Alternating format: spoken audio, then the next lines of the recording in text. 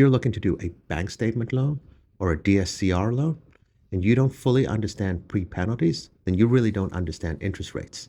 And for reference, I'm a loan officer. I help people get mortgages to buy houses, sometimes refinance. And in many cases, people come to me and say, hey, I would like to get a bank statement loan.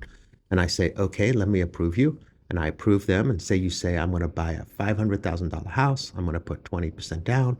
And what can you qualify me for? And I give them a rate, just hypothetically say the rate is 7%. And the people say, thank you for approving me, but that rate's a little high. Do you have any other options?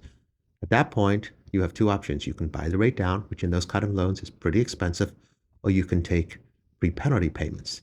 So the first option I would say is, hey, listen, so right now you have no pre-penalty payment, and you could pay this loan off at any point in time. But you can take pre-penalty payments between 1 and 5 years.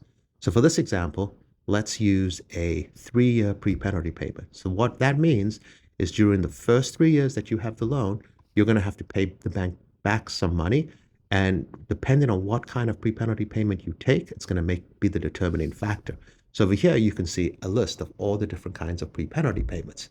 So as you can see, the initial one is a loan with no pre-penalty payment. The next option would be a 6-month pre-penalty payment. So I'm going to do all of these examples at 3 years. So what that basically means is if you for the first 3 years of the loan, you're going to pay back 6 months of interest if you decide to sell or refinance the house. So whatever your mortgage payment is, whatever the interest is, pay it off, you have to pay 6 months of interest. In that scenario, if you were originally quoted 7%, you'll probably get down to about 6.75 in just hypothetically. And you might say, you know what? That rate is still a little bit too high for me. What's another option? And then I could say to you, okay, well, another option would be a pre-penalty payment with a step down. So I'm going to give you the same 3-year pre-penalty payment.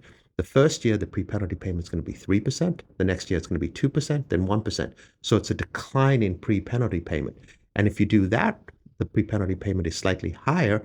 So there's more risk if you decide you have to refinance or sell your house, but your rate might go from 6.75 to 6.5%.